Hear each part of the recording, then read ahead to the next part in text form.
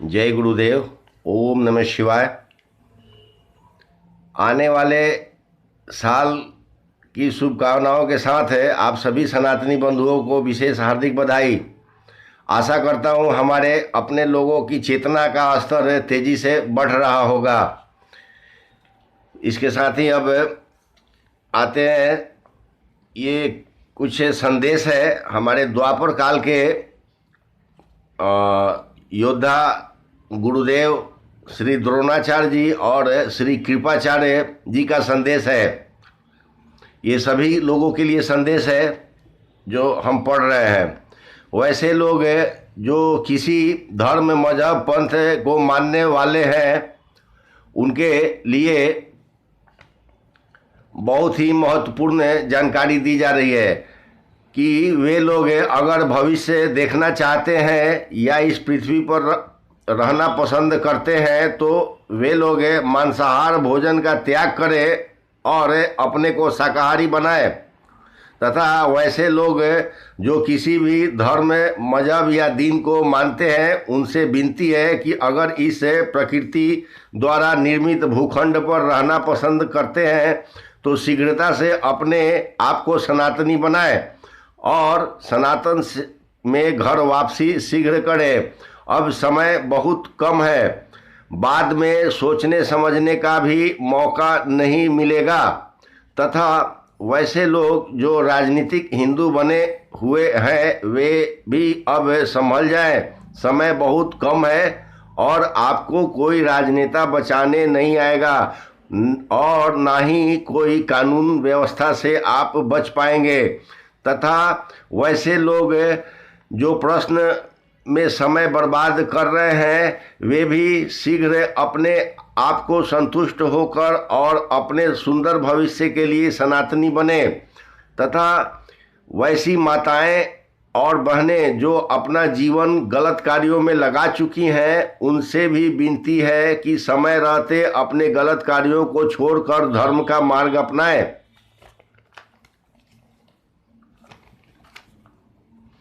तथा जो लोग मजहबी जिहादी बन गए हैं या जो लोग नवबौद्ध बन गए हैं या जो लोग ईसाई बन गए हैं उनसे भी विनती है कि वे सनातन की ओर लौटें, क्योंकि अब समय सोचने विचारने और तर्क देने का नहीं है, समय युग परिवर्तन का है। अतः आप सभी अपने अंदर परिवर्तन करें और अपना भविष्य उज्जवल बनाएं। तथा जो लोग मनोरंजन के नाम पर अश्लील सिनेमा बनाते हैं वे लोग से निवेदन है कि सामूहिक रूप से क्षमा मांग लें और अपने गलत कार्यों को सुधारें। और जो लोग किसी कारणवश किसी के दबाव में या सरकार के गलत नियम कानून के दबाव में कोई गलत तरीके से धनोपार्जन किए हैं उनसे निवेदन है कि आपके धन अब आपके या आपके परिवार के काम नहीं आएंगे। अब समय बहुत कम है, सत्य व धर्म का मार्ग पर लौटें।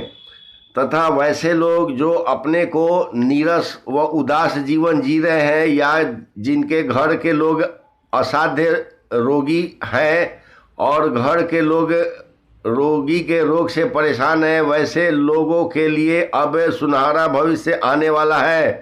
तथा जो लोग गरीबी में जी रहे हैं वे भी समझें कि उनके लिए अब सुनहरा भविष्य आने वाला है।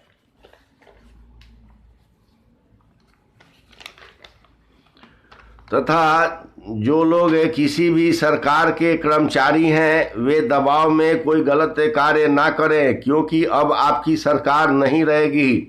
तथा वैसे लोग जो कभी कभी पाप कर्म करते हैं और लोगों को धोखा देते हैं और धोखा देने के लिए पुण्य कर्म का नाटक करते हैं तो वे लोग स्पष्ट समझें कि अब इस तरह के कार्य करने का समय समाप्त हो रहा है। अपने बचे खुचे जीवन को सुंदर बनाएं और अपना भविष्य संभालें।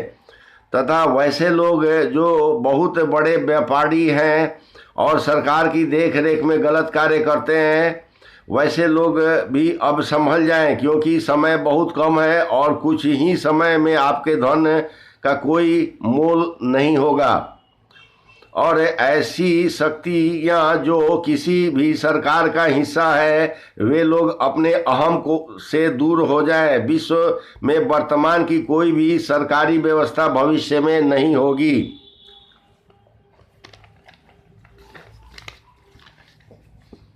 तथा जो लोग सुरक्षा बलों के बड़े अधिकारी हैं, उन्हें भी विनती किया जाता है कि आप सभी सत्य व धर्म के मार्ग पर चले आएं, क्योंकि आपकी ना सरकार होगी, ना ही आपकी अफसरशाही बचेगी। सभी ओर बदलाव हो रहे हैं। जिन्हें हमारी विनती स्वीकार हो वे स्वीकारें, और जो ना स्वीकारेंगे वे खप्पर में जाने को तैयार रहें। ओम नमः शिवाय। इसके साथ ही अब कुछ प्रश्न है, वो भी हम तैयारी करके लाए हैं। आप लोग का प्रश्न है कि जिनका प्रश्न होता है कि हनुमान के आंखों से आंसू क्यों निकल रहा है, तो उनका उत्तर है कि हनुमान जी पृथ्वी छोड़ चुके हैं और पृथ्वीवासियों को होने वाले कष्टों को जानकर रो रहे हैं।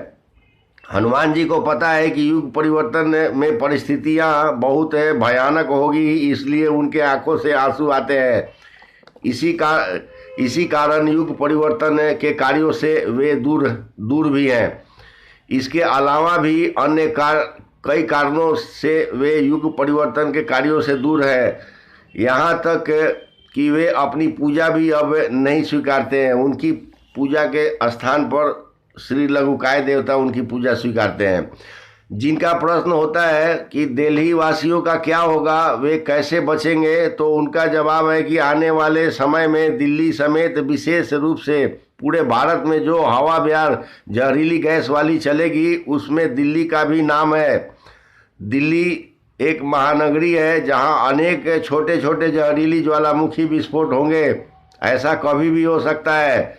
ठीक इसी प्रकार दिल्ली में कभी भी बर्फीली तूफान आ सकता है जिसमें अनेक लोग मरेंगे। इसके बचाव के लिए ईश्वर से विनती करें, और कोई रास्ता नहीं है। जिनका प्रश्न है कि हमने वैक्सीन नहीं लिया है परंतु सर्टिफिकेट बना लिया है, तो उनका उत्तर है कि वे बहुत चालाक है। सरकार के दबाव में भी अपने बचाव का रास्ता निकाल लिए। वैसे आपने बहुत अच्छा किया है और आशा करता हूं कि आप जैसे लोग सुरक्षित रहेंगे।